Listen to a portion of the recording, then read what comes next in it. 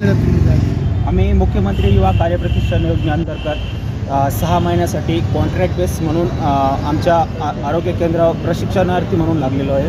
पण आता 3 महिने होऊनही आमची पेमेंट झालेली नाही आणि आणखी 3 महिन्यानंतर आम्हाला कार्यमुक्त करण्यात येईल.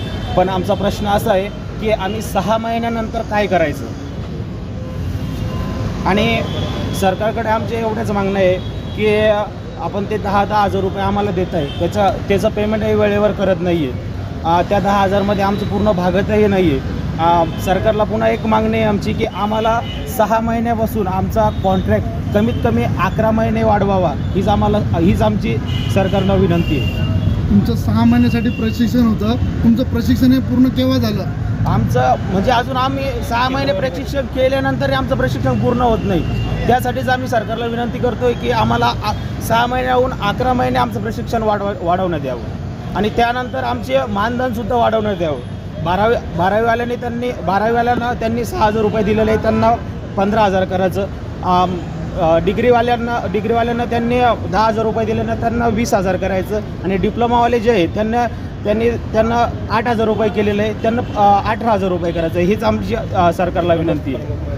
तुमची भरती प्रक्रिया कधी झालेली आहे? आमची ऑक्टोबर महिन्यामध्ये ऑक्टोबर 2024ला आणि मार्च 2025ला आमची कालावधी संपते.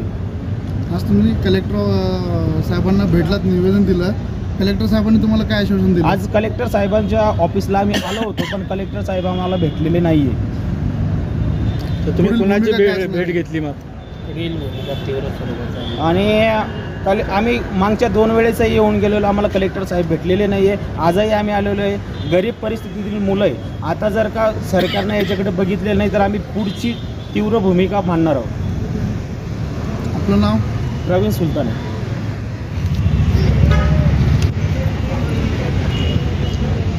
कुठल्या मागण्या घेऊन तुम्ही आज जिल्हाधिकारी कार्यालय ऑफिसला आलेला आहात? काय मागण्या आहेत तुमच्या? आम्ही मुख्यमंत्री प्रशिक्षण योजनेअंतर्गत लागलेलो आहे. आता आमचा प्रशिक्षणाचा कालावधी संपत आलेला आहे. 2 महिन्यांनी आमच्या प्रशिक्षणाचा कालावधी संपल, त्यानंतर आम्ही करायचं काय?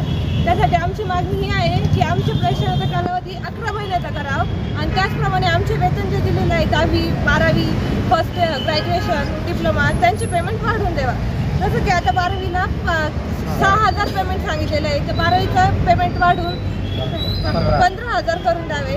आणि ग्रॅज्युएशन ज्यांचं ग्रॅज्युएशन झालेलं आहे त्यांचं पेमेंट 20,000 आणि त्यांचं डिप्लोमा झालेलं आहे त्यांचं पेमेंट आता 18,000 करून द्यावे. आणि त्याचप्रमाणे आमचा कॉन्ट्रॅक्ट जो आहे प्रशिक्षणार्थीचा तो 11 महिन्याचा करून द्यावा, ही अशी आमची मागणी आहे. शासनाने अनेक वेळेस असं सांगितलं की तुम्ही महिलांसाठी आम्ही रोजगार उपलब्ध करून दिलेला आहे, वेगवेगळे प्रकारचे रोजगार उपलब्ध करून दिले, मात्र रोजगाराचे पेमेंट तुम्हाला जे भत्ता आहे तो मिळत नाही, याच्यावर काय म्हणाल तुम्ही?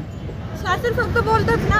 आता आमचे पेमेंट 3 महिने झाले आम्हाला जॉईन होऊन, आमचे पेमेंट आणखी झालेले नाही आहे. सांगता काय नाही तुमचे पेमेंट पेंडिंगवर आहे, आम्ही प्रोसेसर करेल नाही, तुमच्या फॉर्ममध्ये हे डॉक्युमेंट्स कमी आहे, ते डॉक्युमेंट्स कमी आहे. IFC कोड, बँक अकाउंट नंबरने दिलेला, बँक अकाउंट चुकलेलं आहे आणि आम्ही पूर्ण अकाउंट नंबर पूर्ण आमचे डॉक्युमेंट्स आम्ही नेऊन जमा केले, तरी पण ते म्हणतात की तुमचे डॉक्युमेंट्स कमी आहे, होईल तुमचे पेमेंट पेंडिंगवर आहे. नुसतीच बोलता की महिलांसाठी ही योजना आहे, महिलांनी या योजनेचा लाभ घ्यावा, पण आमचे पेमेंट आणखी पण झालेले नाही आहे. तुम्ही जर तुमच्या मागण्या मान्य झाल्या नाही तर तुमचं पुढचं पाऊल काय असणार आहे? आमच्या मागण्या जर लवकरात लवकर नाही पूर्ण झाल्या तर आम्ही सगळ्यांनी ठरवलेलं आहे की आंदोलन करायचं, आक्रमक आंदोलन करायचं. तुमच्या मागे एक छोटं बाळ घेऊन दिसलेलं एक लेडीज दिसत आहे आणि आपल्या मागण्या, आपला हक्क मागण्यासाठी त्या सकाळपासून इथं एक छोट्या बाळाला घेऊन उभं आहे, त्याच्यावरती काय म्हणतात तुम्ही? 9:30 आहे आमच्यासोबत आहे, उन्हातानाच्या त्या बाळाला घेऊन आमच्यासोबत आलेलं आहे. त्यांची पण हीच मागणी आहे की आमच्या प्रशिक्षणाचा कालावधी वाढून द्यावा, वेतन वाढून द्यावं. आपलं नाव? नरुडे गौरी. बघा, मुख्यमंत्री युवा प्रशिक्षण योजनेतून आम्ही सर्व आमच्या काही मागण्या घेऊन इथं शासनाकडे आलो आहे. आमच्या प्रमुख मागण्या अशा आहे की आमचा जो कालावधी 6 महिन्याचा तो मुख्यमंत्री युवा कार्य प्रशिक्षण योजनेचा पुरेसा नाही आहे, कारण त्यामध्ये आम्हाला काही शिकता येण्यासारखं नाही 6 महिन्यामध्ये. आणि दुसरी गोष्ट अशी, आमचा पेमेंटचा पण खूप मोठा इश्यू आहे. पेमेंटचा इश्यू असा आहे, आमच्या वेळेवर पेमेंट होत नाही. विद्यावेतन इतकं आम्हाला कमी खूप सारं, कारण की आम्हाला असं आहे 12वीवाल्यांचं पेमेंट आम्हाला काही पदवीधरवाल्यांना देण्यात येत आहे आणि 8,000 म्हणजे पदवीधरला 10,000 पेमेंट आहे, त्याला 8,000 देण्यात येत आहे. आणि दुसरी गोष्ट अशी आहे की आता आमचा कालावधी लवकरात लवकर संपणार आहे आता मार्चमध्ये, तर मग यानंतर आम्ही काय करायचं.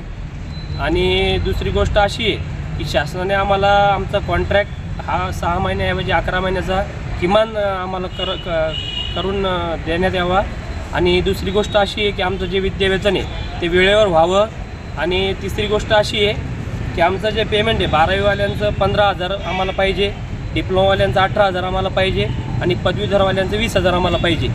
आणि हे जर शासनाने मनावर जर नाही घेतलं तर आज आम्ही कमी संख्येत, आज आम्ही 50-50 जण इथं, पण पुढच्या वेळेस आम्ही लाखोच्या संख्येत या ठिकाणी राहू आणि तीव्र स्वरूपाचं आंदोलन या ठिकाणी छेडण्यात येईल याची शासनाने दखल घ्यावी त्याची विनंती. आपलं नाव? माझं नाव विनोद सुधाकर नलावडे, बाजार सांगी PSC ला आहे मी.